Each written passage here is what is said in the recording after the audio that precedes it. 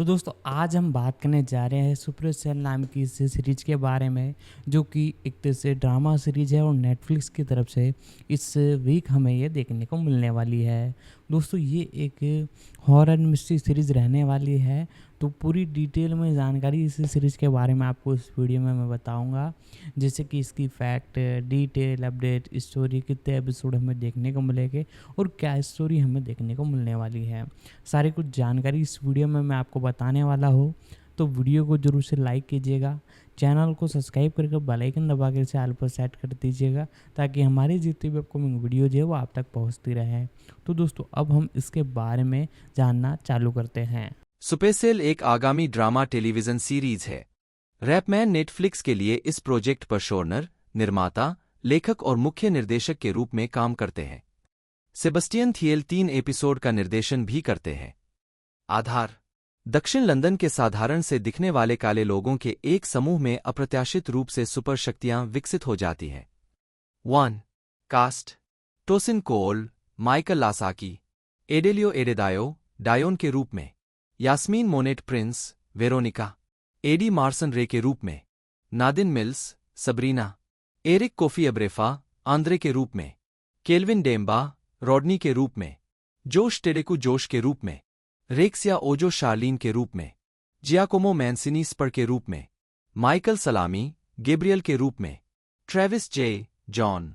उत्पादन: नवंबर 2021 में नेटफ्लिक्स द्वारा इस सीरीज को कमीशन के रूप में घोषित किया गया था, जिसमें न्यू वेव के मोख्तर मोहम्मद और हेनरीटा ली कार्यकारी निर्माता और सहयोगी निर्माता थे। 2. इसके अलावा नेटफ्लिक्स के एना फर्ग्यूसन और स्टीव सियल कार्यकारी निर्माता हैं और मार्क हेजेज सीरीज निर्माता है। 3. यह बताया गया कि उत्पादन एक विशेष एरी 35 कैमरे का उपयोग कर रहा था, जिसे सबसे अच्छे और सबसे प्रशंसनीय तरीके से काली त्वचा दिखाने के लिए डिजाइन किया गया है। 4. 5. कास्टिंग: अगस्त 2022 में टोसिन कोल को मुख्य भूमिका में घोषित किया गया था। साथ ही कलाकारों में एडेलियो एडेडायो, नादिन मिल्स, एरिक कोफी अब्रेफा, केल्विन डेम्बा, जोश टेडेकू, रेक्सिया ओजो और जियाकोमो मैंसिनी शामिल थे। 6. बाद में पता चला कि एडी मार्सन रे के रूप में कलाकारों में शामिल हो गए थे। 7. फिल्मांकन 4 जुलाई 2022 से 10 दिसंबर 2022 के बीच लंदन में हुआ। 8. फिल्मांकन स्थानों में थेम्समीड, पेखम और डेप्टफोर्ड शामिल थे। 9. फिल्मांकन अप्रैल 2023 तक पूरा होने की पुष्टि की गई थी। 10. प्रसारण: यह सीरीज 27 जून 2024 को नेटफ्लिक्स पर प्रसारित होगी। एंड्रयू ओन्वुबोलू एमबी, जन्म 6 जून 1989, जिन्हें उनके स्टेज नाम रैपमैन से बेहतर जाना जाता है, एक ब्रिटिश रैपर, रिकॉर्ड निर्माता, पटकथा लेखक और फिल्म निर्देशक हैं। उन्हें सामाजिक रूप से जागरूक विषयों से निपटने के साथ साथ रैप के माध्यम से कहानी कहने की उनकी अनूठी ज्वलंत शैली के लिए जाना जाता है। उन्होंने ब्लू स्टोरी ट्रिलॉजी 2013 से 2014 के साथ अपनी शुरुआत की, जिसके बाद उन्होंने SB.TV के लिए होप 2015 पे एज यू गो 2016 और प्रॉमिस 2017 सहित कई चैरिटी संगीत वीडियो बनाए।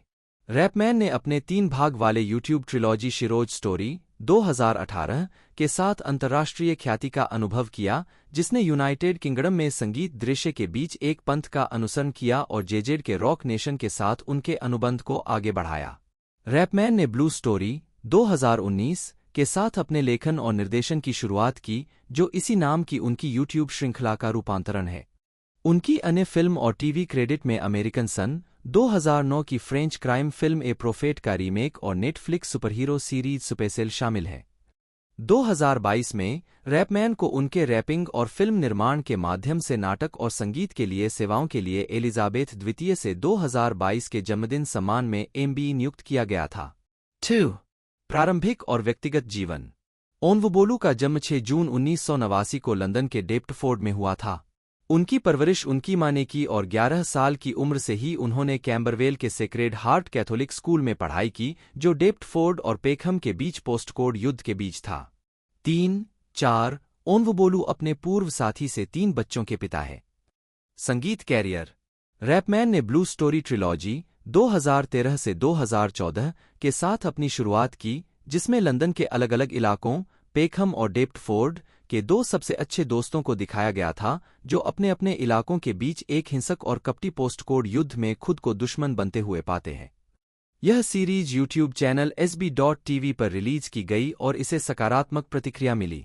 ब्लू स्टोरी की सफलता के बाद रैपमैन ने SBTV के संस्थापक जमाल एडवर्ड्स के साथ चैनल के लिए कई चैरिटी संगीत वीडियो पर सहयोग करना शुरू किया, जिसमें होप 2015 शामिल है जो रक्तदाताओं से संबंधित है, रोलर कोस्टर 2016 जो आत्महत्या से संबंधित है, पे एज यू गो 2016 जो बेरोजगार पिताओं से संबंधित है और प्रॉमिस 2017 कॉमिक रिलीफ 2017 के लिए निर्मित एक लघु फिल्म है जो घरेलू दुर्व्यवहार से संबंधित है। फिल्मी करियर। शिरो की कहानी। 2018 में रैपमैन ने 3 भाग की यूट्यूब संगीतमय अपराध ड्रामा सीरीज शिरोज स्टोरी बनाई, लिखी, निर्देशित और निर्मित की, जिसमें लंदन के एक युवा अश्वेत व्यक्ति के बारे में बताया गया जो अपराध के हिंसक जीवन में प्रवेश करता है जब उसे पता चलता है कि उसकी प्रेमिका की बेटी वास्तव में उसके सबसे अच्छे दोस्त की है। यह सीरीज एक सच्ची कहानी से प्रेरित थी जो रैपमैन ने लुइसहम में दोस्तों से एक ऐसे व्यक्ति के बारे में सुनी थी जिसकी बेटी वास्तव में उसके दोस्त की थी। जो Ivan Wade, Percelle A Scott और रीटा बर्नार्ड शॉ द्वारा अभिनीत, rapper Konan, Deno, Ashley Walters, Headie One, Not 3 और कैडेट के साथ श्रृंखला को पाउंड 3000 के बजट पर गुरिल्ला शैली में शूट किया गया था और नवंबर 2019 की शुरुआत तक इसे 7.2 मिलियन बार देखा गया था। 4. श्रृंखला के भाग 2 ने 2018 में GRM डेली के वीडियो ऑफ द ईयर पुरस्कार जीता। 5. शिरो की कहानी की सफलता के कारण रैपमैन ने आइलैंड रिकॉर्ड्स और जेजेड के रॉक नेशन के साथ एक अनुबंध पर हस्ताक्षर किए। Blue story. 2019 में रैपमैन ने ब्लू स्टोरी लिखकर, निर्देशन करके और उसका वर्णन करके अपनी फीचर लेंथ फिल्म की शुरुआत की जो इसी नाम की उनकी यूट्यूब श्रृंखला का एक फिल्म रूपांतरण है। रैप के माध्यम से बताई गई इस फिल्म में Stephen Odubola, Michael Ward, Eric Kofi Abrefa, Khali Best, Carla Simone Spence, Richie Campbell, Jo Martin और जूनियर अफोलाबी सलोकुन ने अभिनय किया। बर्मिंघम में एक चाकू से हमले की घटना के बाद व्यू सिनेमा श्रृंखला द्वारा फिल्म के सभी प्रदर्शन रद्द करने के बावजूद ब्लू स्टोरी को आलोचकों की प्रशंसा मिली और 1.4 मिलियन के बजट में 4.7 मिलियन की कमाई की तथा नोएल क्लार्क की अपराध फिल्म ब्रदरहुड को पीछे छोड़ते हुए अब तक की सबसे अधिक कमाई करने वाली ब्रिटिश शहरी फिल्म बन गई। इस फिल्म ने 73वें ब्रिटिश एकेडमी फिल्म अवार्ड्स में वार्ड के लिए बाफ्टा राइजिंग स्टार जीता और British academy of film and television arts द्वारा ब्रिटिश लेखक, निर्देशक या निर्माता द्वारा उत्कृष्ट डेब्यू के लिए बाफ्टा अवार्ड की श्रेणी के लिए 9 अन्य फिल्मों के साथ शॉर्टलिस्ट किया गया, लेकिन अंतिम नामांकन में जगह नहीं बना सका। 2020 एनेमी अवार्ड्स में फिल्म ने वार्ड के लिए सर्वश्रेष्ठ फिल्म और सर्वश्रेष्ठ फिल्म अभिनेता के लिए 2 पुरस्कार जीते। TV career. सुपसेल।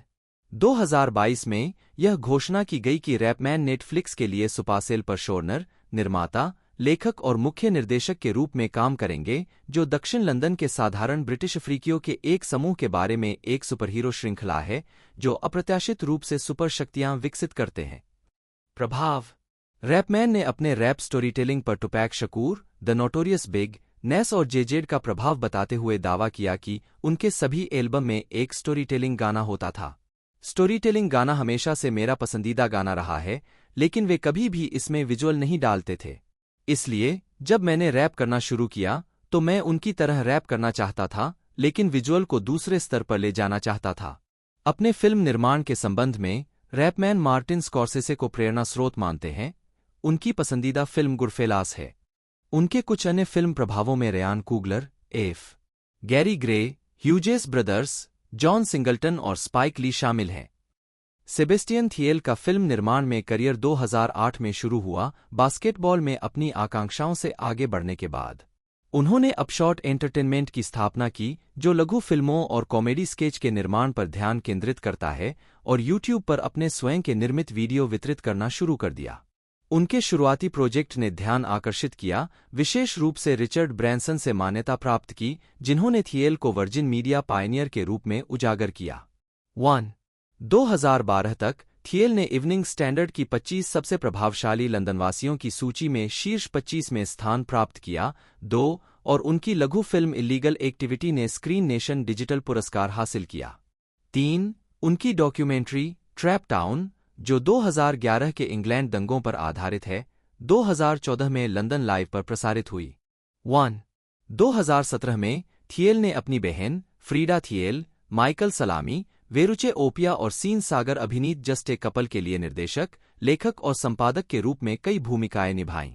Big talk productions द्वारा निर्मित और BBC 3 पर प्रसारित इस सीरीज को कई पुरस्कारों से सम्मानित किया गया, जिसमें स्क्रीन नेशन में पसंदीदा कॉमेडी प्रोडक्शन और द डेबीज में डेब्यू राइटर पुरस्कार शामिल हैं। 5. इसने इदरीस एल्बा और टोनी हॉल द्वारा क्यूरेट की गई BBC की नई प्रतिभा हॉटलिस्ट में उनके समावेश में योगदान दिया। 6. UK के अश्वेत फिल्म समुदाय के भीतर थिएल का अक्सर एक उल्लेखनीय युवा अश्वेत निर्देशक के रूप में उल्लेख किया जाता है, जिन्होंने हाल के वर्षों में टेलीविजन में महत्वपूर्ण प्रगति की है। 7. थिएल की व्यस्तता फिल्म निर्माण से आगे बढ़कर सार्वजनिक भाषण देने तक फैली हुई है, जहां वह रचनात्मकता और सामाजिक उद्यमिता पर अंतर्दृष्टि साझा करते हैं। 8. एक किशोर के रूप में वह the school for social entrepreneurs के छात्र थे। उद्यमी पॉल लिंडले ओबी और संगीतकार इमैनुएल जल के साथ सहयोग करते हुए थिएल ने केन्या में सामाजिक उद्यमिता पर केंद्रित एक वृत्तचित्र पर काम किया, जिसे वन यंग वर्ल्ड में दिखाया गया था। 9. उनकी कंपनी को व्यावसायिक नवाचार की मान्यता में बकिंघम पैलेस में प्रस्तुत आइडिया पुरस्कार मिला। 10. अपने टेडेक्स टॉक्स में 11 थिएल सामाजिक परिवर्तन में मनोरंजन की भूमिका पर चर्चा करते हैं, विशेष रूप से फिल्म निर्माण में कर्तव्यनिष्ठ सामग्री निर्माण के महत्व पर जोर देते हैं। 2019 में जॉन बॉयगा और सेबेस्टियन थिएल ने वाइस और टाइम आउट पर एक सहयोगी परियोजना की घोषणा की, 13, जो उनके बचपन से प्रेरित है। थिएल का प्रतिनिधित्व लॉस एंजल्स में WME 14 और UK में 42 द्वारा किया जाता है। 15. फिल्मोग्राफी एडोट बनाम टी बॉय, द ब्रदरहुड 2011, अवैध गतिविधि 2012, 16, शुक्रवार UK 2012, 17, फिल्मी इन 2013, एडोट्स Apprentice 2013, 18, Trap Town 2014, The Key 2015, Just a Couple 2017, 19, Dreaming Whilst Black 2021, 20, Riches 2022, 21, Supacell 2024, 22, Tosin Cole बटा TOSN बटा 1, जन्म 23 जुलाई 1992, एक अमेरिकी मूल के ब्रिटिश अभिनेता हैं। उन्हें ब्रिटिश टेलीविजन सीरीज और फिल्मों में विभिन्न भूमिकाओं के लिए जाना जाता है। उन्होंने द कट और ईस्ट एंडर्स E20 में अभिनय करके अपने ऑन स्क्रीन करियर की शुरुआत की, बाद में सोप ओपेरा होलियोक्स में नील कूपर के रूप में एक नियमित भूमिका हासिल की। शो छोड़ने के बाद कोल कई टेलीविजन सीरीज और कमर्शियल फिल्मों में अतिथि भूमिका में नजर आए और कई लघु फिल्मों में भाग लिया। अक्टूबर 2018 से जनवरी 2021 तक कोल ने डॉक्टर हू में रयान सिंक्लेयर के रूप में अभिनय किया। प्रारंभिक जीवन कोल अपने माता-पिता के अलग होने के बाद 8 साल की उम्र में अपने पिता और चाचा के साथ न्यूयॉर्क से लंदन चले गए। उन्होंने लंदन के ग्रीनविच में एबे वुड सेकेंडरी स्कूल में पढ़ाई की। उन्होंने अभिनय में अपना करियर बनाने के लिए A-लेवल से पहले ही स्कूल छोड़ दिया। 2. कैरियर 2009 में कोल वेस्टेड नामक एक थिएटर प्रोडक्शन का हिस्सा थे, जो शेक्सपियर के जूलियस सीजर का एक आधुनिक पुनरुत्पादन था, जिसे इंटरमिशन थिएटर द्वारा निर्मित किया गया था, एक कंपनी जो किशोरों को अपराध से दूर रहने में मदद करती है। 3. 2010 में कोल BBC के किशोर नाटक द कट के कलाकारों में शामिल हो गए, जिसमें उन्होंने नूह अचेबे की भूमिका निभाई, जिसे तीसरी श्रृंखला में पेश किया गया था। 4. 2011 में उन्होंने मी एंड माई डैड और जैस्मीन नामक 2 लघु फिल्मों में भाग फिल्माए। 5. बाद में कोल ने ईस्ट एंडर्स E20 में सोल लेवी की भूमिका हासिल की, जो British soap opera east Anders का स्पिन-ऑफ था। 6. इस भूमिका के लिए कोल को नृत्य सीखना था और श्रृंखला के समापन में पेशेवर नृत्य समूह फ्लॉलेस के सामने अपना प्रदर्शन करना था। उन्हें यह कहते हुए उद्धृत किया गया था कि अनुभव बहुत बहुत बहुत तनावपूर्ण था। 7. कोल ने कहा कि E20 में काम करना सौभाग्य की बात थी और कहा कि कलाकार शानदार थे। 8. इसके बाद कोल तीसरी श्रृंखला के लिए भूमिका को दोहराने के लिए सहमत हो गए। 9. फिर उन्हें सोप ओपेरा होलियोक्स में नील कूपर के रूप में एक नियमित चरित्र के रूप में लिया गया। नील कार्यक्रम में पेश किए गए 6 नए पात्रों में से एक थे। 10. अभिनेता ने BBC मेडिकल ड्रामा होल्बी सिटी के 2013 के एपिसोड में कीथ पॉट्स के रूप में अभिनय किया। 5. उन्होंने रेजर को चित्रित करते हुए गॉन टू फार में अपनी पहली सिनेमाई फिल्म भूमिका भी निभाई। 12 इसके बाद सेकंड कमिंग में एक और फिल्म भूमिका मिली। 13 2014 में मिनी सीरीज द सीक्रेट्स में एंथनी की भूमिका आई। 5 2015 में कोल ने ऐतिहासिक श्रृंखला वर्सेल्स के एक एपिसोड में आईटीवी नाटक लुइस और कोबीना में जिमोन एडोमाकोह के किरदार निभाए। 5 उस वर्ष कोल ने x wing pilot lieutenant Bastian के रूप में film Star Wars The Force awakens में भी एक संक्षिप्त भूमिका निभाई थी। 14 4 अक्टूबर 2017 को कोल ने लघु फिल्म फादर ऑफ मैन में अभिनय किया। 15 इसके बाद उन्होंने फिल्म अनलॉक्ड में अमजद की भूमिका निभाई। 16 22 अक्टूबर 2017 को यह घोषणा की गई कि कोल को डॉक्टर हू की 11वीं श्रृंखला में लिया गया था, जिसमें वह रेयान सिंक्लेयर की भूमिका निभा रहे थे, जो कि जोडी व्हिटेकर द्वारा निभाई गई द डॉक्टर का साथी है, जो 2018 से शुरू हो रहा है। 17 कोल ने 2021 में नए साल के दिन विशेष रेवोल्यूशन ऑफ द डेल्क्स में अपनी आखिरी उपस्थिति दर्ज कराते हुए भूमिका छोड़ दी। 18 फिल्मोग्राफी फिल्म वर्ष शीर्षक भूमिका टिप्पणियां 2011 चमेली टायलर लघु फिल्म 2013 बहुत दूर चला गया है। रेजर 2014 दूसरा आ रहा है ट्रॉय शहद का जाल आंद्रे 2015 जादुई गुलाब जूदास लघु फिल्म आश्रय राख लघु film Star Wars The Force Awakens Lieutenant Bastian. Edward Morris Charles Samarson जन्म 9 जून 1968 एक अंग्रेजी अभिनेता है। उन्होंने फिल्म हैप्पी गोल की 2008 के लिए सर्वश्रेष्ठ सहायक अभिनेता के लिए London Film Critics Circle Award और National Society of Film Critics Award जीता।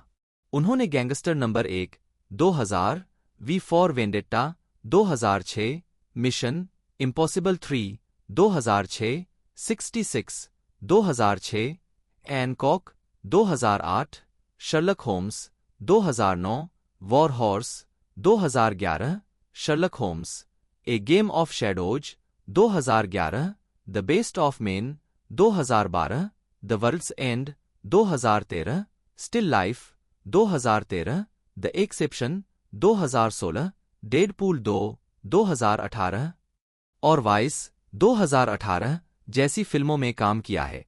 उनके प्रमुख टीवी क्रेडिट में शोटाइम के रेडोनोवन 2013 से 2020 में टेरी के रूप में उनकी भूमिका, BBC drama Jonathan Strange and Mr Norrell 2015 और अल्टीमेट फोर्स 2002 में मिस्टर नोरेल के रूप में उनकी भूमिका शामिल है। प्रारंभिक जीवन और शिक्षा मार्सन का जन्म 9 जून 1968 को लंदन के स्टेपनी जिले में एक मजदूर वर्ग के परिवार में हुआ था। उनके पिता एक ट्रक ड्राइवर थे और उनकी मां एक स्कूल डिनर लेडी और शिक्षिका की सहायक थीं। 2-3 उनका पालनपोषण बेथल ग्रीन में हुआ और उन्होंने रेन के फाउंडेशन स्कूल में पढ़ाई की।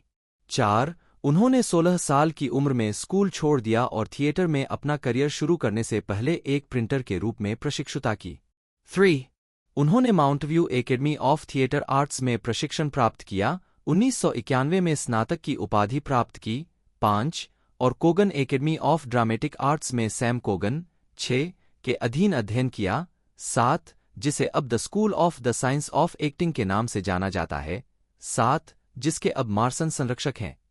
8 ड्रामा स्कूल में उनके पहले वर्ष का खर्च श्री बेनी ने उठाया, जो एक सट्टेबाज थे और एक मेन्सवियर की दुकान चलाते थे जहां उन्होंने काम किया। उन्होंने पाठ्यक्रम के बाकी हिस्सों के लिए छात्रवृत्ति प्राप्त की। ड्रामा स्कूल में जगह पाने के लिए कई प्रयास करने पड़े। 9 कैरियर 2009 टोरंटो अंतर्राष्ट्रीय फिल्म महोत्सव में एडी मार्सन।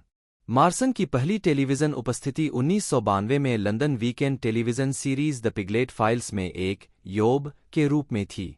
उनकी सबसे महत्वपूर्ण शुरुआती टेलीविजन प्रस्तुतियों में से एक 1990 के दशक के मध्य में लोकप्रिय बीबीसी सिटकॉम गेम ऑन में एक फरार अपराधी के रूप में थी जो मैंडी का पुराना प्रेमी था।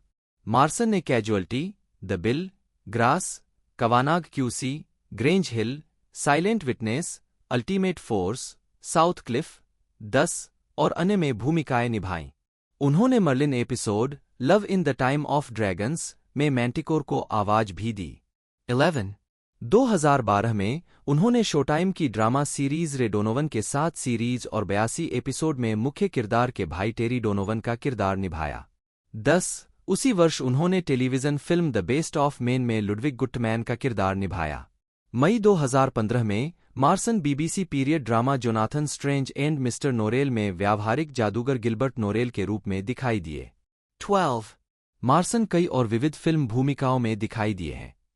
उनकी भूमिकाओं में विल स्मिथ के साथ 2008 की सुपरहीरो फिल्म है हैनकॉक में मुख्य खलनायक और गाई रिची की शर्लक होम्स में इंस्पेक्टर लेस्ट्रेड की भूमिका शामिल है।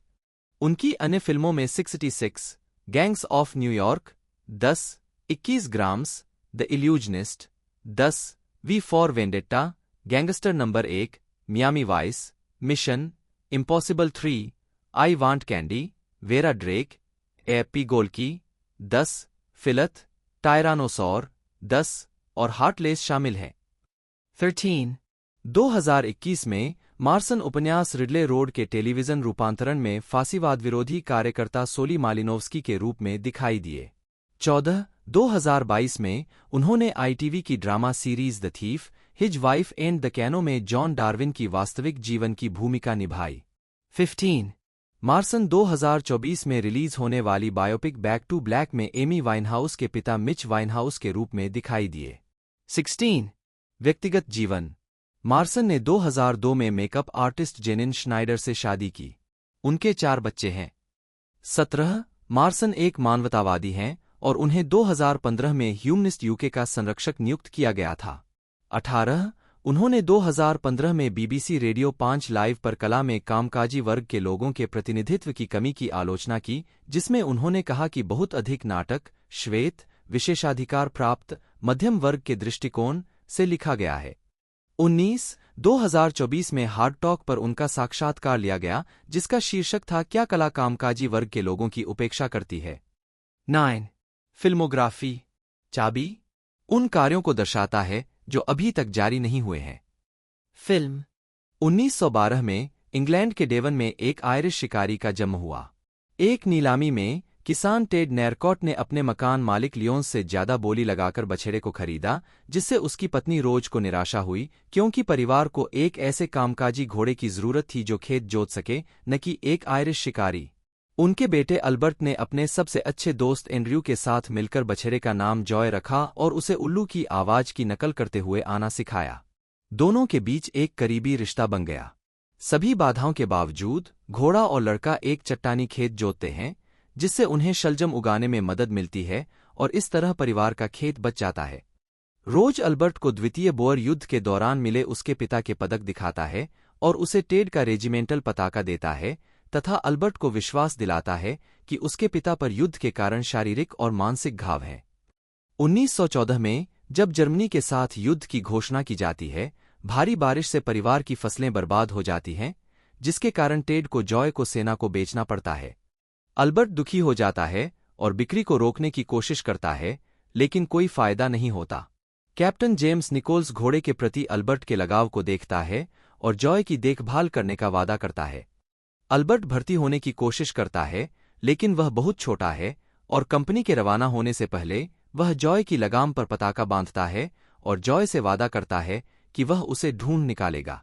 जॉय टॉपथॉर्न नामक एक काले घोड़े से दोस्ती करता है, जिसके साथ उसे अपनी सैन्य भूमिका के लिए प्रशिक्षित किया जाता है। निकोलस और मेजर स्टीवर्ट की कमान में घोड़ों को फ्लैंडर्स में एक फ्लाइंग कॉलम के साथ तैनात किया जाता है।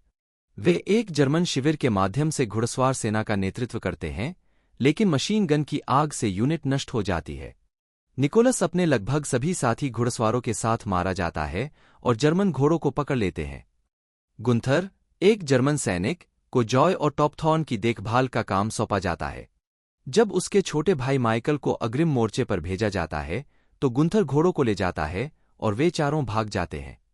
जर्मन सेना लड़कों का पता लगाती है, उन्हें भागने के लिए गोली मार देती है और घोड़ों को देखे बिना ही निकल जाती है। अगली सुबह उन्हें एमिली नामक एक फ्रांसीसी लड़की मिलती है।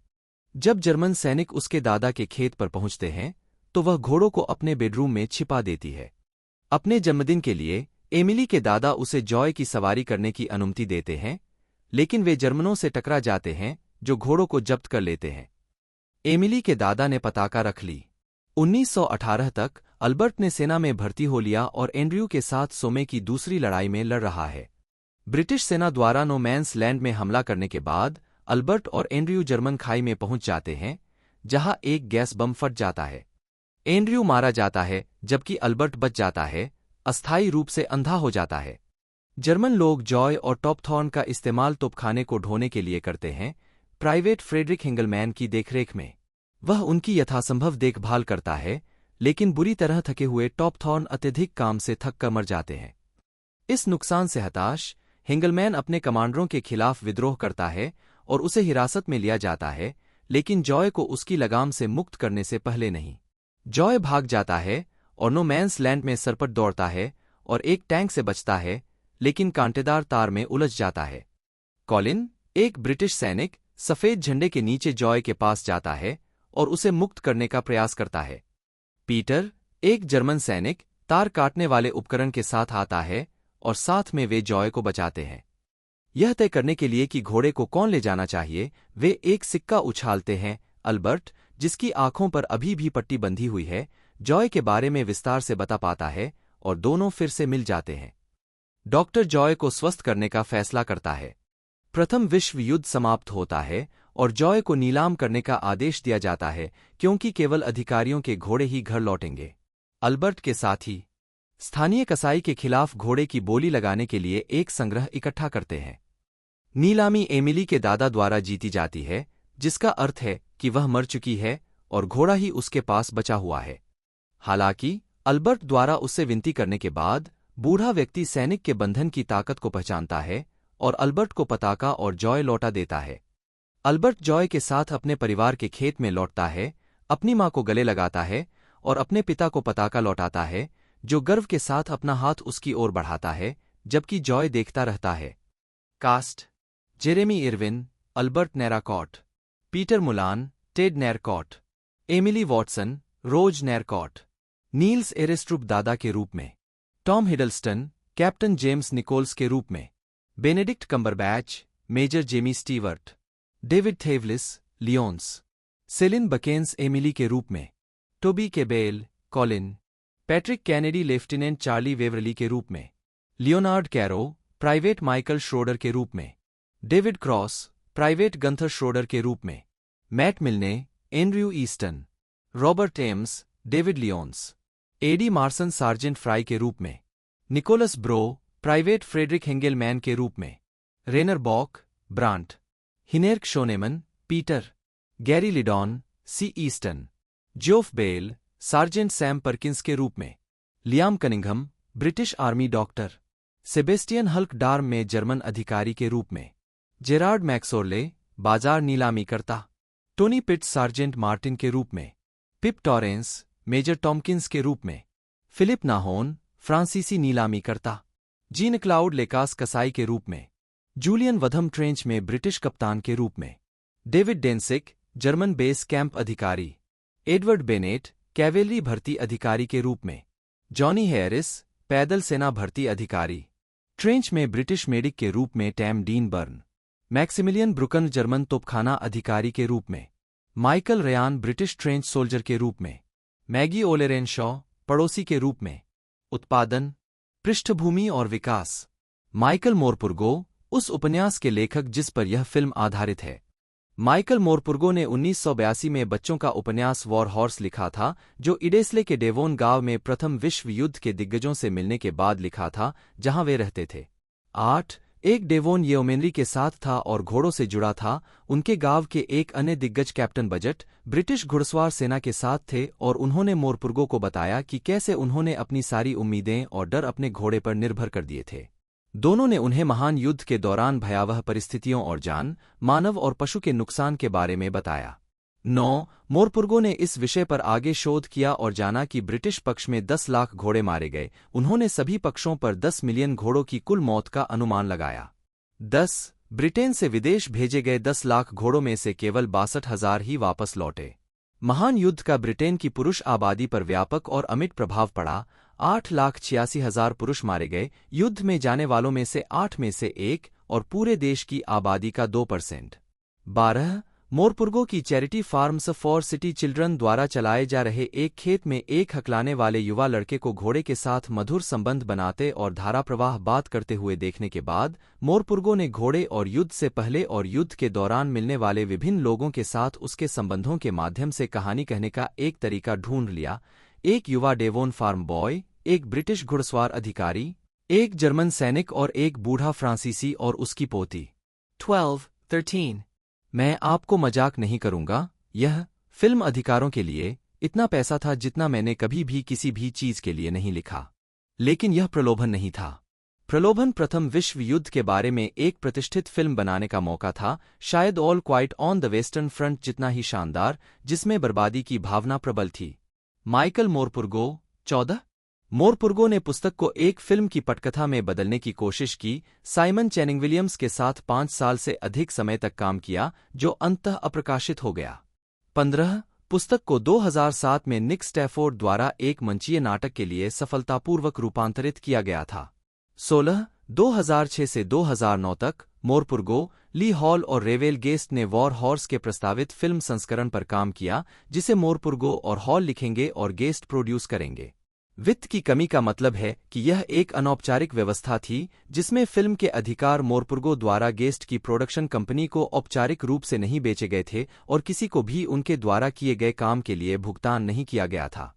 17 209 में फिल्म निर्माता कैथलीन कैनेडी ने अपने पति, साथी निर्माता फ्रैंक मार्शल और उनकी 2 बेटियों के साथ लंदन के वेस्ट एंड में वॉर हॉर्स के समीक्षकों द्वारा प्रशंसित उत्पादन को देखा। 19-20 स्टीवन स्पीलबर्ग को एम्बलिन एंटरटेनमेंट में उनके सहयोगी कैनेडी सहित कई लोगों ने वॉर हॉर्स के बारे में बताया था। 20-21-22 16 दिसंबर 2009 को रेवेल गेस्ट के साथ चर्चा के बाद यह घोषणा की गई कि ड्रीमवर्क्स पिक्चर्स ने पुस्तक के फिल्म अधिकार हासिल कर लिए हैं। स्पीलबर्ग ने कहा, जिस क्षण मैंने माइकल मोरपुरगो का उपन्यास वॉर हॉर्स पढ़ा, मुझे पता था कि यह एक ऐसी फिल्म थी जिसे मैं ड्रीमवर्क्स से बनवाना चाहता था। इसका दिल और इसका संदेश एक ऐसी कहानी प्रदान करता है जिसे हर देश में महसूस किया जा सकता है। 23-24 स्पीलबर्ग ने 1 फरवरी 2010 को नाटक का लंदन प्रोडक्शन देखा और बाद में कुछ कलाकारों से मिले। 25-26-27 उन्होंने प्रदर्शन से आंसुओं को बहने की बात स्वीकार की। 28 आलोचकों के लिए प्रेस स्क्रीनिंग पहली बार 24 नवंबर 2011 को न्यूयॉर्क और लॉस एंजल्स में आयोजित की गई थी, हालांकि उस समय आधिकारिक समीक्षा प्रकाशित होने पर प्रतिबंध था। 128-27 नवंबर को क्रू और कलाकारों के लिए लंदन में एक विशेष स्क्रीनिंग हुई। पहली बार फिल्म से जुड़े किसी भी व्यक्ति, स्पीलबर्ग और उनके करीबी सहयोगियों के अलावा, ने इसे देखा था। 129-24 नवंबर 2011 को अमेरिका में फिल्म के 3 टेलीविजन विज्ञापन जारी किए गए। 130 इसके तुरंत बाद अन्य जारी किए गए। 131-132 4 दिसंबर 2011 को फिल्म का विश्व प्रीमियर न्यूयॉर्क शहर के लिंकन सेंटर के एवरी फिशर हॉल में आयोजित किया गया था, जहां टोनी पुरस्कार विजेता ब्रॉडवे प्रोडक्शन वॉर हॉर्स पड़ोसी विवियन ब्यूमोंट थिएटर में चल रहा था।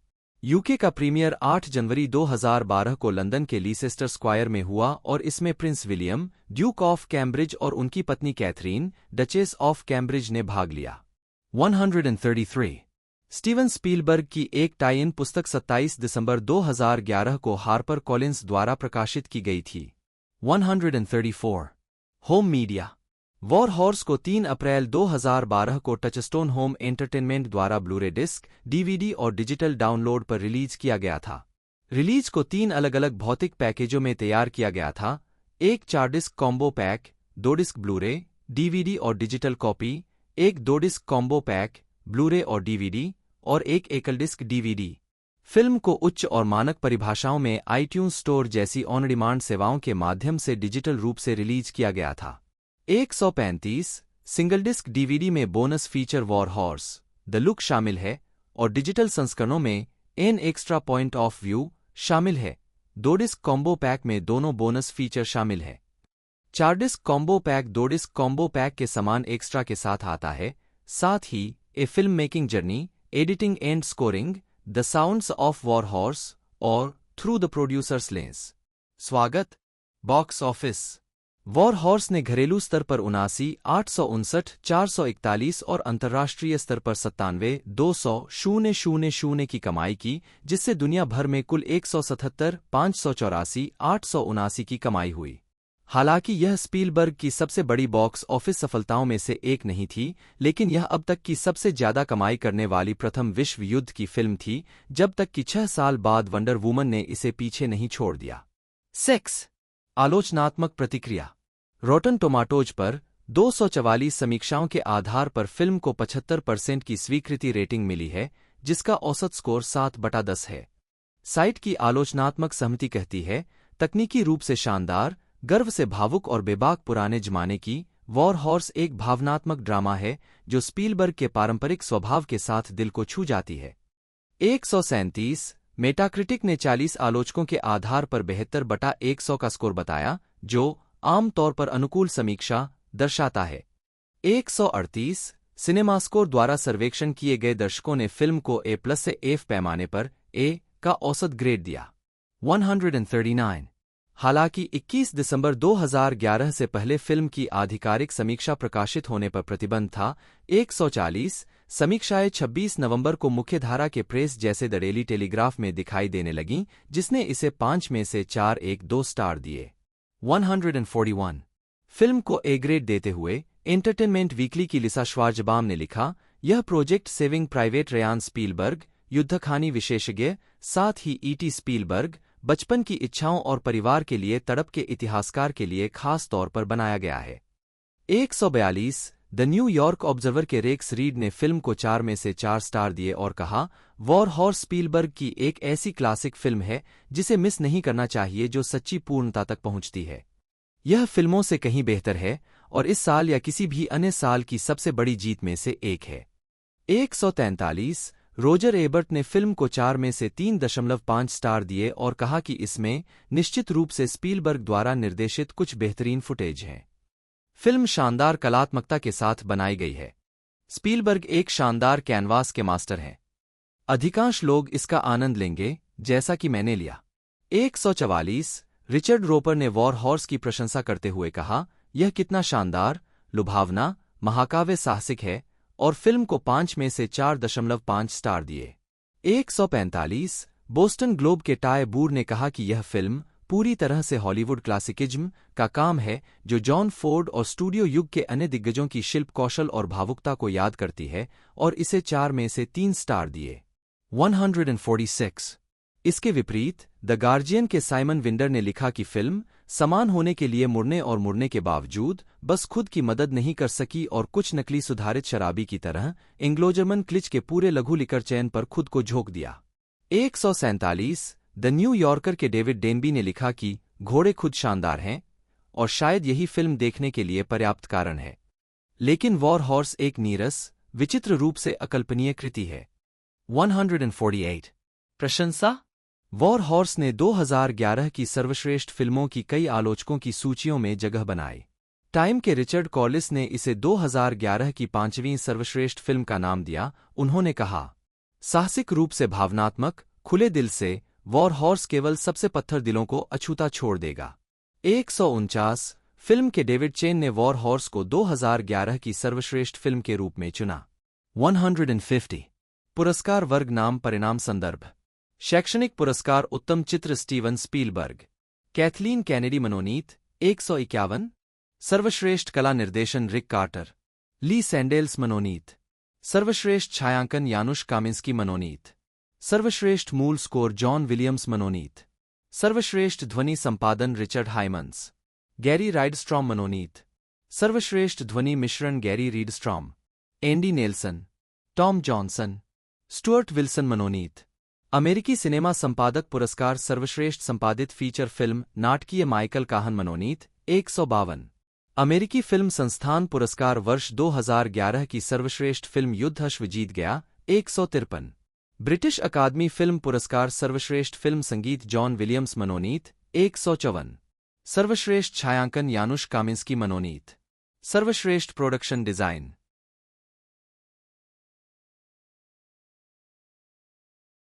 दो 2010 में उन्होंने जिम लोच द्वारा निर्देशित ऑस्ट्रेलिया में अपमानजनक देखभाल घरों में भेजे गए बच्चों की सच्ची कहानी को बयां करने वाली फिल्म ऑरेंज एंड सनशाइन में अभिनय किया और अगले वर्ष 2011 वॉर हॉर्स में भी अभिनय किया, जो स्टीवन स्पीलबर्ग द्वारा निर्देशित माइकल मोरपुर्गो के पुरस्कार विजेता उपन्यास का रूपांतरण था।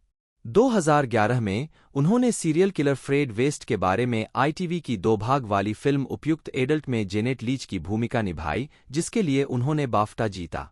3. Watson Testament of Youth premiere 2014 में वॉटसन ने द बुक थीफ में जेफरी रश और सोफी नेलिस के साथ सहायक भूमिकाएं निभाईं और ऑस्कर नामांकित film the theory of everything में हॉकिंग की सास जेन वाइल्ड की भूमिका निभाई, जिसमें एडी रेडमाइने और फेलिसिटी जोन्स थे। 2015 में उन्होंने टेस्टामेंट ऑफ यूथ में एलिसिया विकेंडर और किट हरिंगटन के साथ सहायक भूमिकाएं निभाईं, एडुआर्डो वेरास्टेगुई की लिटिल बॉय और ए रॉयल नाइट आउट में, जिसमें उन्होंने queen Elizabeth the queen mother की भूमिका निभाई। उन्हें BBC drama a song for jenny में जूली निकोलसन की भूमिका के लिए भी बहुत अच्छी समीक्षा 26 मिली, जिसमें विशेषज्ञों ने उन्हें सर्वश्रेष्ठ अभिनेत्री के लिए ब्रिटिश अकादमी टेलीविजन पुरस्कार जीतने के लिए प्रेरित किया। 2019 में वह एक परमाणु वैज्ञानिक के रूप में दिखाई दीं, कई वास्तविक वैज्ञानिकों का एक संयोजन, मिनिसीरीज चेरनोबिल में। वॉटसन को नाटक में सेवाओं के लिए 2015 के नए साल के सम्मान में order of the British Empire OBE का अधिकारी नियुक्त किया गया था। 27, 28, 29, 2017 में उन्होंने BBC की mini series Apple tree yard में अभिनय किया। 30. पटकथा लेखन 2007 में मूड इंडिगो, वॉटसन और उनके पति द्वारा लिखित एक स्क्रिप्ट कैपिटल फिल्म्स द्वारा चुनी गई थी। यह फिल्म द्वितीय विश्व युद्ध के दौरान सेट की गई एक प्रेम कहानी है और एक युवा महिला के बारे में है जो एक पायलट से प्यार करती है। 31. छूटी हुई भूमिकाएं निर्देशक जिम्पिरे जूनेट ने वॉटसन के लिए एमिली नामक किरदार लिखा था। एमिली का मूल नाम एमिली था, लेकिन फ्रेंच बोलने में कठिनाई और घर से दूर न रहने की इच्छा के कारण उन्होंने अंततः भूमिका ठुकरा दी। 32. इस भूमिका ने ऑड्रे टॉटो को स्टार बना दिया। वह शेखर कपूर की फिल्म एलिजाबेथ में एलिजाबेथ आई की भूमिका निभाने के लिए भी पहली पसंद थीं। इस भूमिका के लिए कैट ब्लैंचेट को अकादमी पुरस्कार नामांकन मिला था। 33. उन्हें अक्सर एम्मा वाटसन के साथ भ्रमित किया जाता है, जो हैरी पॉटर फिल्म श्रृंखला में हरमाइन ग्रेंजर की भूमिका निभाने वाली अभिनेत्री हैं, उनके नामों की समानता के कारण। उसने कहा है कि वह किसी को भी सही नहीं करती है जो यह गलती करता है, क्योंकि वह काफी खुश है कि लोग सोचते हैं कि मैं 21 साल की हूं।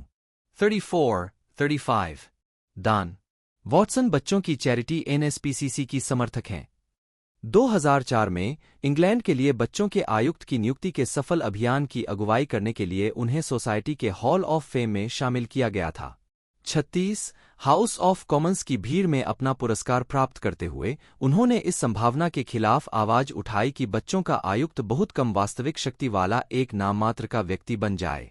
37. वह लंदन के बच्चों की चैरिटी सीन एंड हर्ड की संरक्षकों में से एक हैं। 38. अप्रैल 2018 में वॉटसन ने BBC रेडियो 4 अपील पर मैटरनिटी वर्ल्डवाइड को अपनी चुनी हुई चैरिटी के रूप में प्रस्तुत किया। 39. व्यक्तिगत जीवन वॉटसन ने 1995 में जैक वाटर्स से शादी की, जिनसे उनकी मुलाकात रॉयल शेक्सपियर कंपनी में हुई थी। वाटर्स एक पूर्व अभिनेता हैं जो अब कुम्हार के रूप में काम करते हैं। 5. उनकी एक बेटी का जन्म 2005 में हुआ, 40, और एक बेटा 2009 में हुआ। 25. वे ग्रीनविच, लंदन में रहते हैं। 41, 42. ऑरेंज एंड सनशाइन पर फिल्मांकन शुरू होने से कुछ समय पहले उनकी मां इंसेफेलाइटिस से बीमार पड़ गईं। वॉटसन लंदन लौट आईं लेकिन उनकी मृत्यु के ठीक बाद पहुंची। 3. फिल्मोग्राफी फिल्म वर्ष शीर्षक भूमिका टिप्पणियां 1996 लहरों को तोड़ना Bess McNeill, 1997 Metroland Marion, boxer Maggie, 1998 Hilary और Jackie, 1999 cradle will rock Olive Stanton, Angela की राख Angela McCourt, 2000 Trixie Zurbo, Luzhin रक्षा Natalia Katkov, 2001 Gosford Park Elsie, 2002 punch drunk love Lena Leonard, लाल ड्रैगन रेबा मैकक्लेन, संतुलन Mary O'Brien, 2004 Boo, जीनो और स्नर्क्स Atlanta आवाज की भूमिका, पीटर सेलर्स का जीवन और मृत्यु एनी सेलर्स, 2005 झूठ को अलग करें एनी मैनिंग, वाह वाह रूबी कॉम्पटन। दुल्हन की लाश विक्टोरिया एवरग्लोट आवाज की भूमिका विंती Martha Stanley. 2006 Miss Potter Amelia. David Wheeler, जन्म 20 मार्च 1963, जिन्हें डेविड थेवलिस बटा JU एलिस बटा के नाम से बेहतर जाना जाता है, एक अंग्रेजी अभिनेता और फिल्म निर्माता हैं। उन्हें एक चरित्र अभिनेता के रूप में जाना जाता है और उन्होंने फिल्म और टेलीविज़न दोनों में कई तरह की शैलियों में काम किया है। उन्हें सर्वश्रेष्ठ अभिनेता के लिए कान फिल्म फेस्टिवल पुरस्कार और 2 बाफ्टा पुरस्कार, गोल्डन ग्लोब पुरस्कार, प्राइम टाइम एमी पुरस्कार और एक स्क्रीन एक्टर्स गिल्ड पुरस्कार के लिए नामांकन मिला है। थ्वलिस ने लिटिल डोरेट 1987 में अपनी फिल्मी शुरुआत की और माइक लेह की फिल्मों लाइफ इज स्वीट 1990 और नेकेड 1993 में अभिनय किया, जिसमें बाद के लिए सर्वश्रेष्ठ अभिनेता का कान फिल्म फेस्टिवल पुरस्कार जीता। इसके बाद वे black beauty 1994, restoration 1995, James and the giant peach 1996, dragon heart 1996 और 7 ईयर्स इन तिब्बत 1997 जैसी फिल्मों में नजर आए। हैरी पॉटर फ्रेंचाइज 2004 से 2011 में रेमस ल्यूपिन और वंडर वूमन 2017 में एरेस सर पैट्रिक मॉर्गन के रूप में अपनी भूमिकाओं के लिए वे फिल्म दर्शकों के बीच ज्यादा मशहूर हुए। अन्य फिल्म भूमिकाओं में kingdom of heaven 2005, the boy in the striped pyjama 2008, war horse 2011, the theory of everything 2014, Anomalisa 2015, I am thinking of ending things 2020 और एनोला होम्स 2 2022 शामिल हैं। थेवलिस की सबसे उल्लेखनीय टेलीविजन भूमिकाओं में एफएक्स के फार्गो 2017 के तीसरे सीजन में वीएम वर्गा, Netflix animated sitcom big mouth 2017 वर्तमान और ह्यूमन रिसोर्सेज 2022 से 2023 में शेम विजार्ड की आवाज, HBO मिनिस्ट्रीज लैंडस्केपर्स 2021 में Christopher Edwards, Netflix drama series the Sandman 2022 में जॉन डी और Disney plus TV series the artful dodger 2023 में फैगिन शामिल हैं। फार्गो में उनके प्रदर्शन ने उन्हें एमी, गोल्डन ग्लोब और क्रिटिक्स चॉइस अवार्ड के लिए नामांकन दिलाया। प्रारंभिक जीवन। थेवलिस का जन्म 20 मार्च 1963 को ब्लैकपूल में डेविड व्हीलर के रूप में हुआ था। वे मॉरीन नी थेवलिस और एलेक रेमंड व्हीलर के बेटे थे। 3 उनके माता-पिता एक खिलौने और वॉलपेपर की दुकान चलाते थे। 3 उनका एक बड़ा और एक छोटा भाई है। किशोरावस्था में उन्होंने क्यूईडी नामक एक रॉक बैंड में बजाया और डोर 66 नामक एक पंक रॉक बैंड के साथ लीड गिटार बजाया। 4 उन्होंने ब्लैकपूल के मार्टन क्षेत्र के हाईफील्ड हाई स्कूल में शिक्षा प्राप्त की। बाद में उन्होंने लंदन में Guildhall school of music and drama में दाखिला लिया, जहां से उन्होंने 1984 में स्नातक किया। 5 कैरियर। अभिनय। उन्होंने अपना उपनाम बदलकर अपनी मां के पहले नाम थेलिस रख लिया जब उन्होंने अभिनेताओं के संघ में पंजीकरण कराने का प्रयास किया और पाया कि उनका जन्म नाम पहले से ही किसी और द्वारा इस्तेमाल किया जा रहा था। ऐसा करने के बाद उनकी पहली पेशेवर भूमिका ग्रीनविच के रीगल में बड़ी होली नाटक में थी। 5 और केलॉग्स ब्रांड फ्लेक्स के लिए एक विज्ञापन में।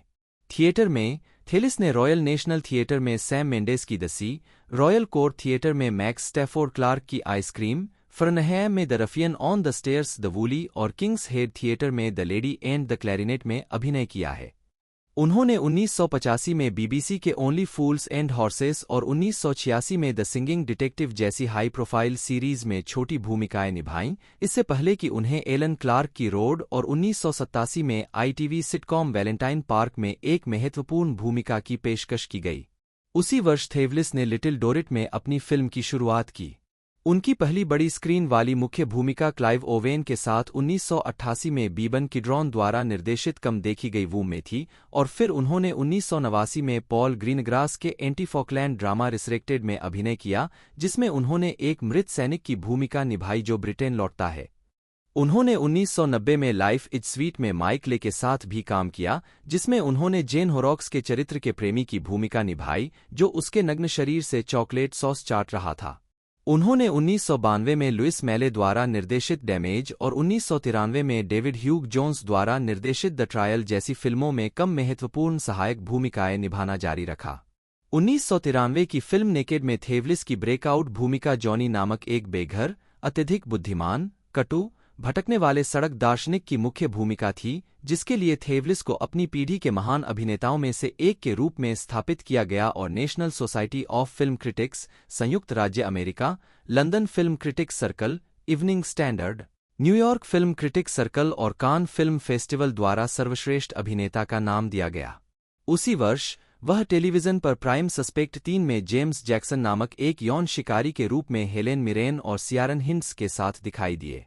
1990 के दशक के दौरान थेवलिस कई तरह की फिल्मों में दिखाई दिए, ज्यादातर फंतासी और पीरियड, जिसमें restoration 1995, black beauty 1994, total eclipse 1995, Leonardo DiCaprio के साथ the island of Moreau 1996, dragon heart 1996 और 7 years in Tibet 1997 Brad Pitt के साथ शामिल है। उन्हें डिवोर्सिंग जैक 1998 के लिए ब्रिटिश इंडिपेंडेंट फिल्म अवार्ड के लिए नामांकित किया गया था और उन्होंने सैमुअल बेकेट की एंड गेम 2000 की एक टेलीविजन फिल्म में क्लोव की भूमिका निभाई थी।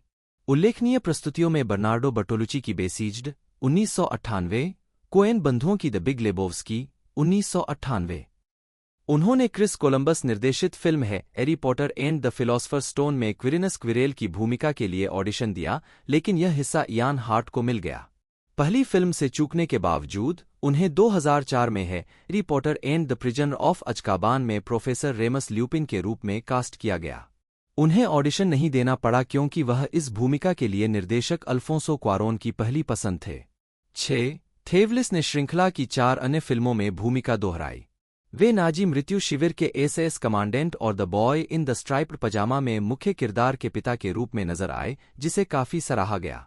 अन्य क्रेडिट में रिडले स्कॉट की किंगडम ऑफ हेवन 2005, टेरेंस मालिक की द न्यू वर्ल्ड 2005 और द ओमेन 2006 शामिल हैं।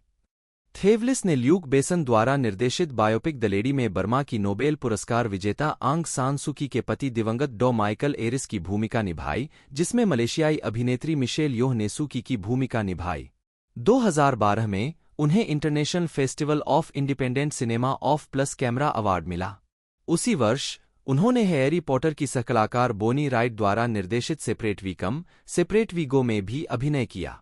जून 2015 में थेवलिस को डोनाल्ड क्राउथर्स्ट की बायोपिक द मर्सी के लिए टेगमाउथ, डेवोन के समुद्र तट पर दृश्यों को फिल्माने की सूचना मिली थी, जिसमें वह डोनाल्ड क्राउथर्स्ट के प्रेस एजेंट रॉडनी हॉलवर्थ की भूमिका निभा रहे थे, जबकि कॉलिन फर्थ डोनाल्ड क्राउथर्स्ट की भूमिका निभाएंगे।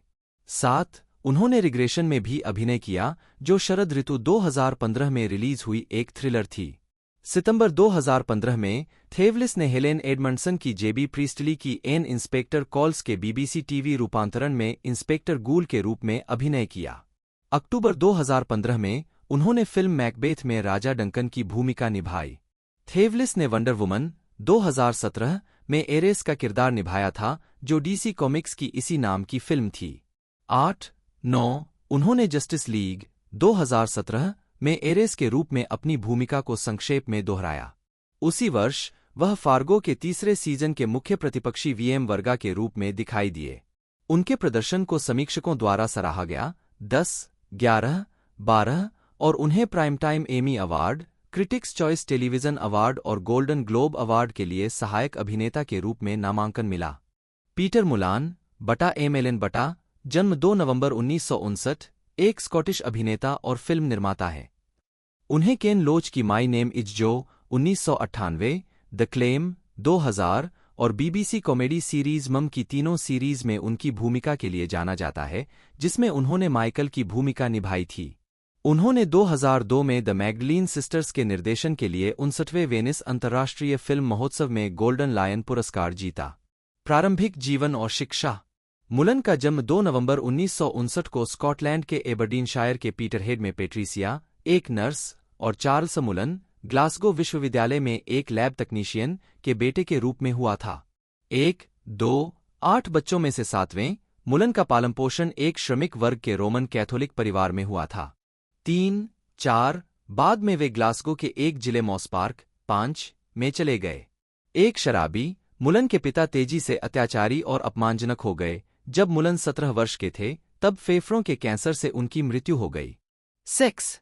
कुछ समय के लिए मुलान माध्यमिक विद्यालय में रहते हुए एक सड़क गिरोह का सदस्य था। 6, 7 और दक्षिण की ओर के कई पबों में बाउंसर के रूप में काम किया। 8 वह 15 और 18 साल की उम्र में कुछ समय के लिए बेघर भी रहा।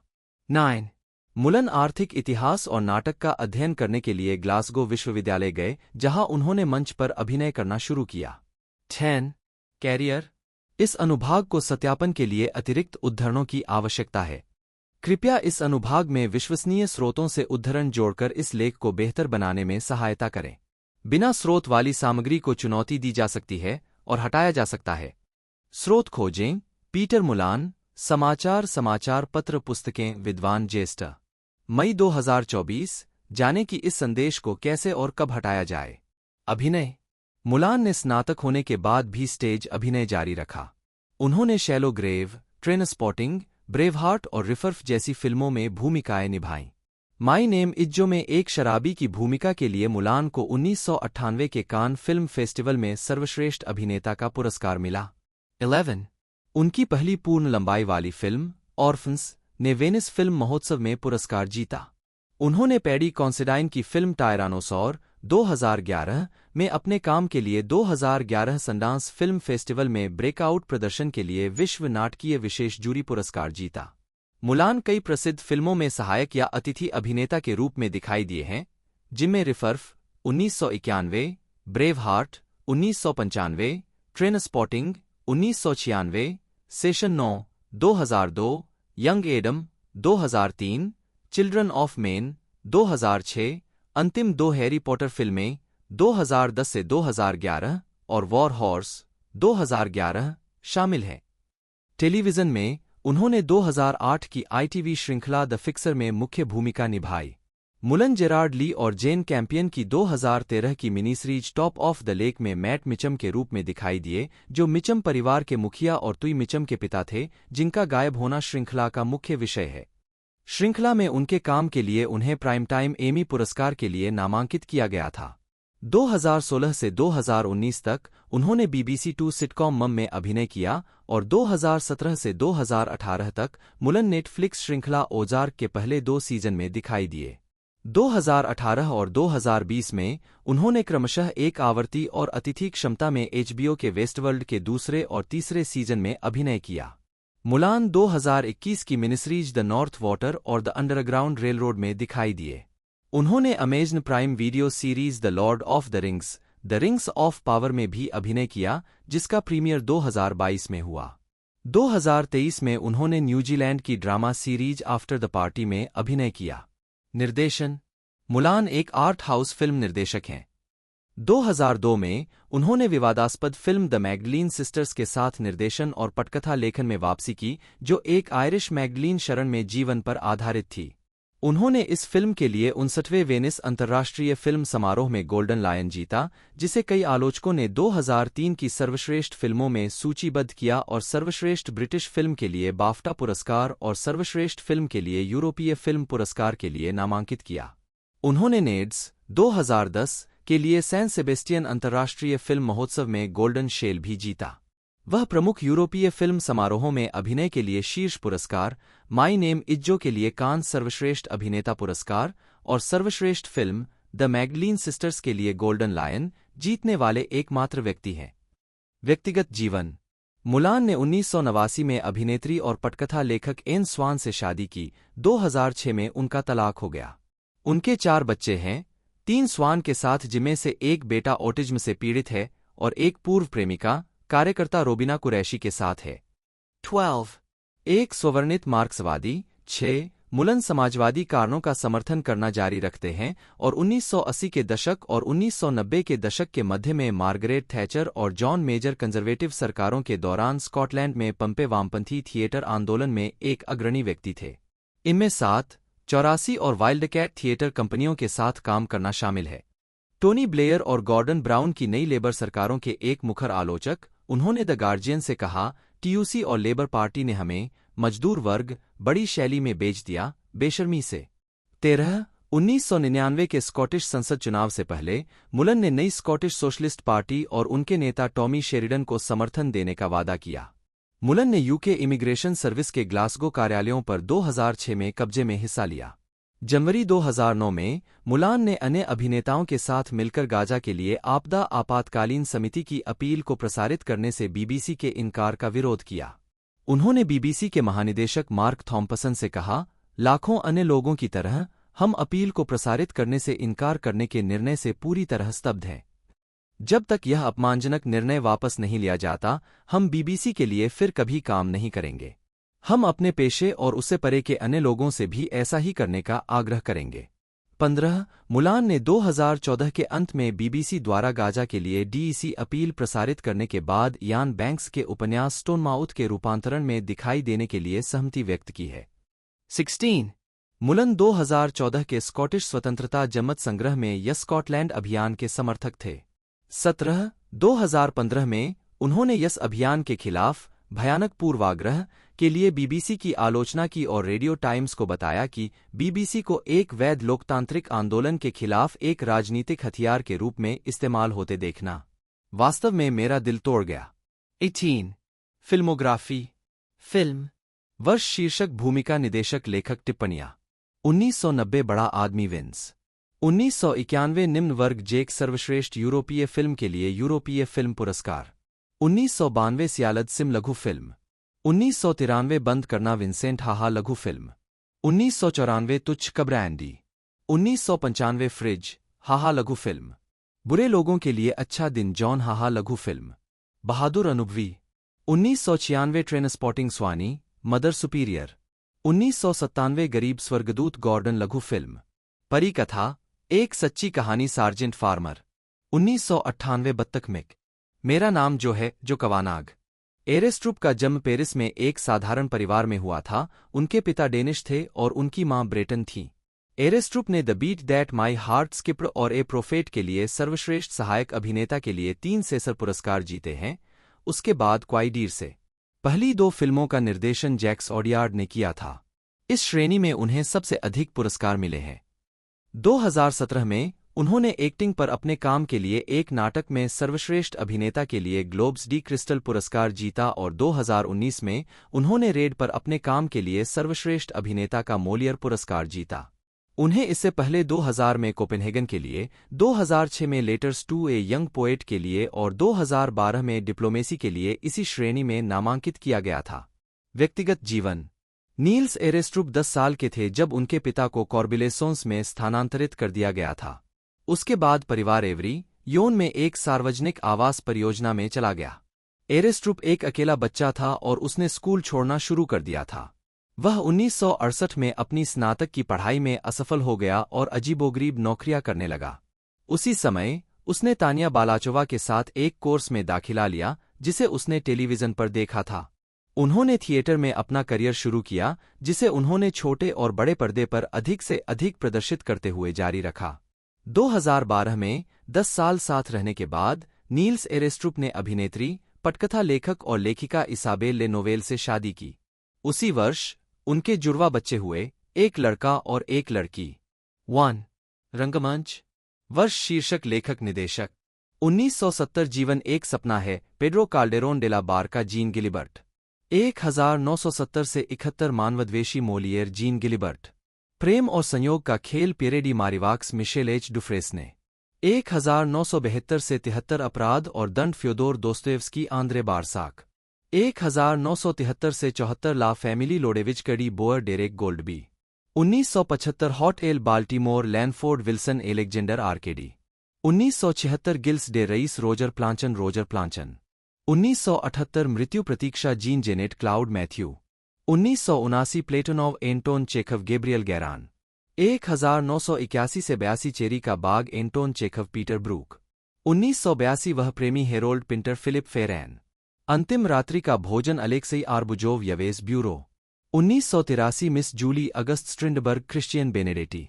और Andreas Voutsinas 1984 Dom Juan Moliere Maurice Benichou 1985 प्यार में बेवकूफ Sam Shepard Andreas Voutsinas 1986 B 29 Ellen Page Derek Goldby 1987 2050 मौत की राड Harald Muller Hans Peter Cloos 1988 3 बहनें Anton Chekhov Maurice Benichou 1989 seagull Anton Chekhov Andrei Konchalovsky 9.5 concert डेन फेयर्स Enzo Cormann Philippe Adrian.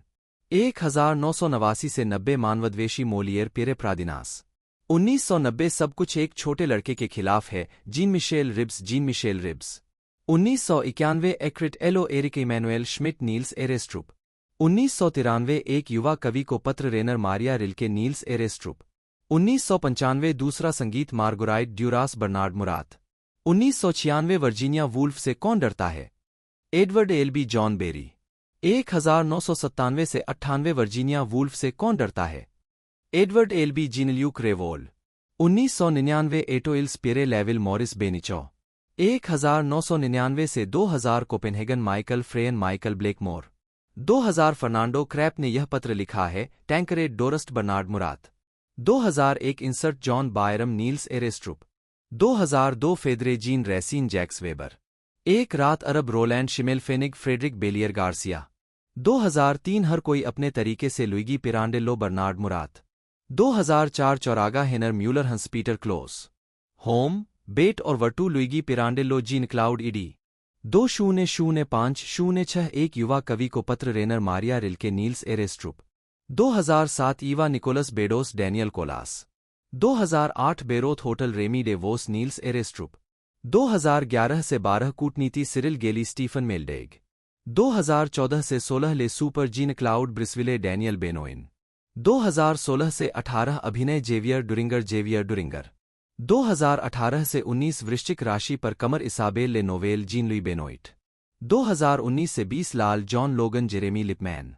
2021 से 23 88 दो बार अनंत Isabelle Le Nouvel Jeremie Lippmann. Filmography cinema वर्ष शीर्षक भूमिका निदेशक टिप्पणियां 1974 Stavisky Rudolf Alain Resnais. Miss ओगिनी 8 लेस होमेस फ्लर्स यवेस सेमी पावेल एफआर। 1976 लुमियर नैनो जामोरेउ। बड़ी रात लियोन फ्रांसिस रियूसर। मैं आप वह चालक चांटल एक रमैन। माँ का सम्मान करें फिलिप जीन पोर्तेले एफआर। अगर मुझे यह सब फिर से करना पड़े हेनरी लानोट क्लाउड ले लॉज। 1977 प्रशिक्षु जादूगर डेंटन। दोस्तों एपिसोडों की बात की जाए तो सेक्शन 1 हमें देखने को मिला है, अभी एक तरह से मिलेगा और इसमें 6 एपिसोड टोटल हमें देखने को मिलने वाले हैं। इसे बनाया गया है यूनाइटेड किंगडम में, तो इसे एक तरह से मेन बेस जो लैंग्वेज है इसकी इंग्लिश रहने वाली है, बाकी इसे मल्टीपल लैंग्वेजों में डब करके रिलीज़ किया जाएगा। और इस वीक नेटफ्लिक्स पर कुछ बड़ा एक तरह से मूवी या एक तरह से कोई सीरीज़ इसके अलावा देखने को नहीं मिल रही है। ये एक बेहतरीन एक तरह से सीरीज नेटफ्लिक्स द्वारा हॉरर मिस्ट्री हमें देखने को मिल रही है, तो आप इसे जाकर जैसे ये रिलीज़ होती है एक्सप्लेनेशन की वीडियो भी मैं आपके लिए ले आऊँगा यदि आप नीचे कमेंट करते हो तो। बाकी आप इसे एंजॉय कर पाओगे इसी वीक के अंदर, नेटफ्लिक्स पर ये हमें देखने को मिल जाएगी। तो यदि आपको आज की हमारी ये वीडियो अच्छी लगती है तो वीडियो को लाइक कीजिएगा, चैनल को सब्सक्राइब करके बेल आइकन दबा कर इसे ऑल पर सेट कर दीजिएगा। आज की इस वीडियो में दोस्तों इतना ही, मिलता है अगले वीडियो में।